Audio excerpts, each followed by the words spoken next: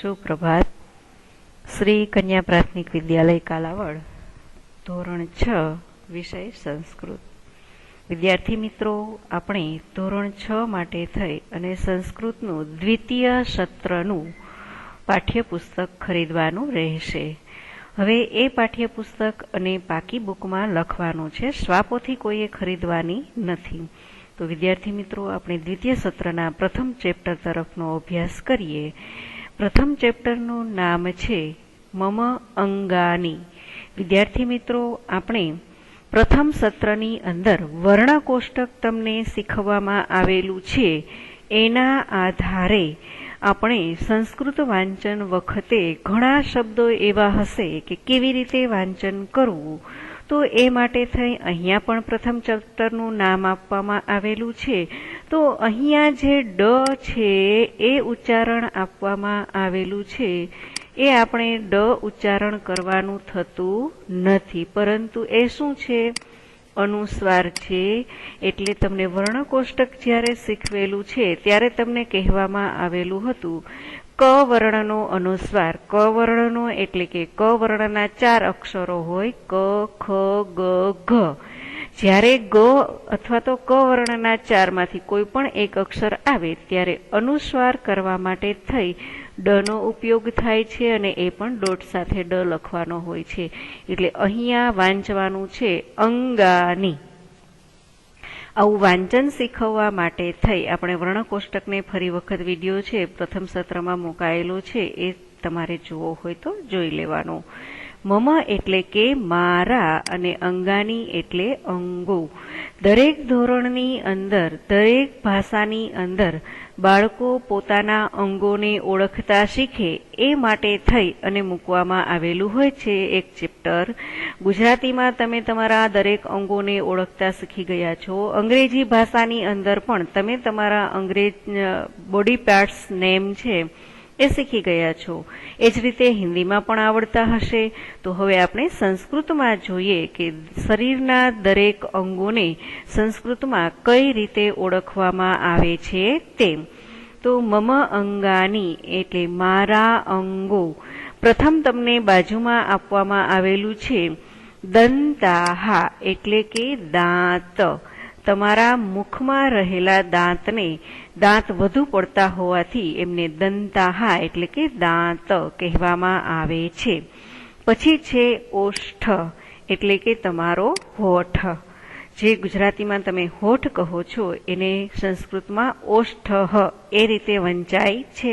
ત્યાર પછી આપણે આગળ વધીએ તો સૌ પ્રથમ આપવામાં આવેલું છે લલાટમ એટલે કે તમારા શરીરનું કપાળ, જેને કહેવામાં આવે છે લલાટમ.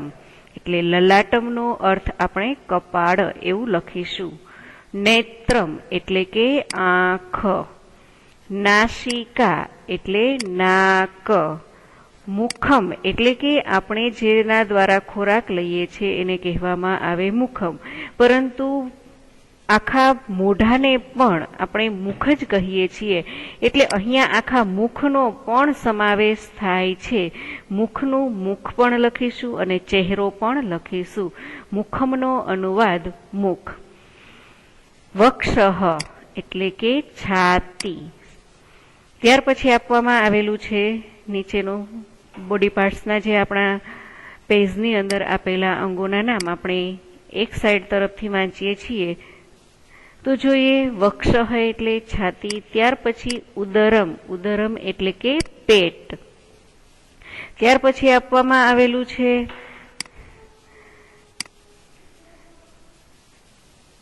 પાદહ. પાદહ એટલે કે આપણા આખા પગનો ભાગ હોય છે એને કહેવામાં આવે છે પાદહ.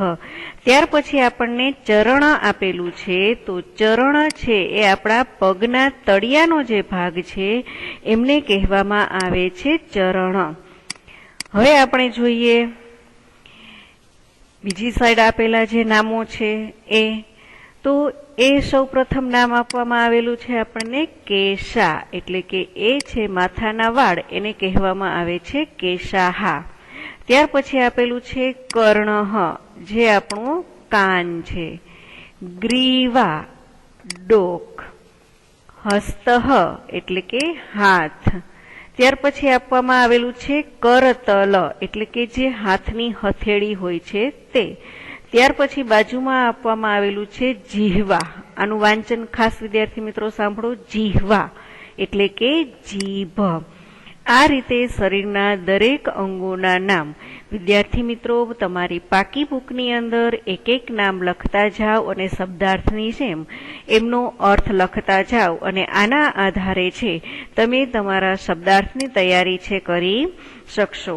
આ રીતે છે આપણા મમ અંગાની આપણે શીખી ગયા. હવે આપણે સ્વાધ્યાયની અંદર શું આપવામાં આવેલું છે તો કે જેમ પ્રથમ સત્રની અંદર ચિત્રપદાનીમાં ચિત્ર આપેલું હોય અને આપણે એ ચિત્ર જોઈ અને નામ લખવાનું હોય, એ જ રીતે પરીક્ષાની અંદર તમને આવી રીતે ચિત્ર આપવામાં આવેલું હશે તો તમને ચિત્રમાં શું દેખાય છે? તો સૌ પ્રથમના ચિત્રમાં આપણને વાળ વધુ દેખાય છે, એટલે અહીંયા આપણે લખવાનું રહેશે કે શાહા. એ જ રીતે બીજા ચિત્રની અંદર દાંત બતાવવામાં આવેલા છે તો દંતાહા.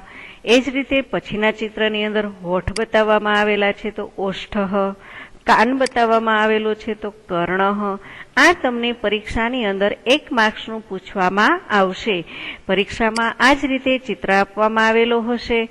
આંખને નેત્રમ, હથેળીને કરતલમ, પગનું તળિયું જે છે એમને ચરણ કહેવામાં આવે છે. આ જ રીતે તમને વિવિધ અંગોના નામ આપ્યા છે તે નીચે આપેલા 3 વિભાગોમાં વર્ગીકરણ કરો અને શુદ્ધ ઉચ્ચારણથી લખો એવું કહેવામાં આવેલું છે. તો ઉપર જે નામો આપેલા છે એ બધા જ નામો છે તમારે તમારી રીતે વર્ગીકરણ કરવાનું છે. એટલે કે ગુજરાતીની અંદર પર્યાવરણમાં તમે આપણા શરીરના મુખ્ય 3 ભાગ પાડવામાં આવેલા છે, માથું, ધડ અને પગ. ધડની નીચેનો ભાગ એટલે આપણે અહીંયા માથાના ભાગમાં કયા કયા અંગો છે, ધડના ભાગમાં કયા કયા અંગો છે અને હાથ પગના અંગો કયા કયા છે એનું વર્ગીકરણ વિદ્યાર્થી મિત્રો હું તમારી ઉપર જ છોડું છું. કારણ કે આ એક્ટિવિટી સરસ મજાની છે જે તમે ધોરણ 4 થી પણ કરતા આવ્યા છો અને તમે હવે ઓળખી જ શકો છો કે માથાના ભાગની અંદર કયા કયા અંગો આવે છે તે. બાકીનું જે હોમવર્ક છે તમને પરીક્ષામાં વધારે વૈકલ્પિક પ્રશ્નો અને બીજા પ્રશ્નો કેવી રીતે પૂછાય તે માટેનું હોમવર્ક પેજ તમને મળી રહેશે. ધન્યવાદ. આજના લેક્ચરમાં આટલું જ.